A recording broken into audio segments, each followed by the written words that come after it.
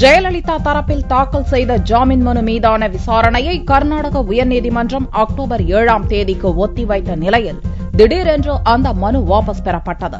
சொத்து சேர்ப்பு வழக்கில் 4 ஆண்டுகள் சிறை தண்டனை பெற்று பெங்களூர் பரப்பன அக்ரஹாரம் மத்திய சிறையில் அடைக்கப்பட்டுள்ள முதல்வர் ஜெயலலிதா சார்பில் கர்நாடக உயர்நீதிமன்றத்தில் மனுக்கள் தாக்கல் செய்யப்பட்டன. தண்டனையை நிறுத்தி வைக்கவும் உடனடியாக ஜாமீன் வழங்கவும் கோரும் இரு மனுக்கள் நீதிபதி ரத்னகலா தலைமையிலான விடுமுறை கால அமர்வு முன் புதனன்று விசாரணைக்கு வந்தது. ஜெயலலிதா சார்பில் ஆஜரான மூத்த வக்கீல் ராம்ஜெத் மலானி ஆஜராகி வாதாடினார். சிறை தண்டனையை எதிர்த்து ஜெயலலிதா அப்பீல் செய்துள்ளதை சுட்டிக்காட்டிய ராம்ஜெத் மலானி அப்பீல் மனு நிலுவையில் இருக்கும் நிலையில் குற்றவாளியின் தண்டனையை நிறுத்தி வைத்து அவரை ஜாமீனில் விடுவிக்கலாம் என்று கிரிமினல் நடைமுறை சட்டத்தின் 389வது பிரிவு கூறுவதையும் எடுத்துரைத்தார். எனவே ஜெயலலிதாவை ஜாமீனில் விடுவிக்க வேண்டும் என்ற வாதத்தை ராம்ஜெத் மலானி முன்வைத்தார். அரசு தரப்பில் ஆஜரான வக்கீல் பவானி சிங் ஜெயலலிதாவின் அப்பீல் மனு மீதான விசாரணையில் தான் அரசு தரப்பு வக்கீலாக நியமிக்கப்பட்டுள்ளதற்கான அரசாணையை நீதிமன்றத்தில் வழங்கினார். ஜெயலலிதாவை ஜாமீனில் விடுவிக்கவும் பவானி சிங் கடுமையாக எதிர்ப்பு தெரிவித்தார்.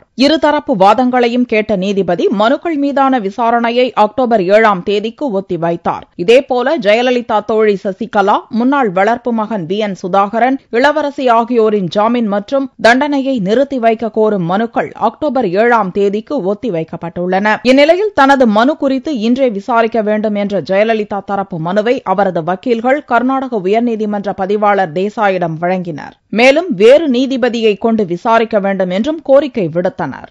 ஆனால் பின்னர் ஜெயலலிதா தரப்பிலான இந்த மனு வாபஸ் பெறப்பட்டது.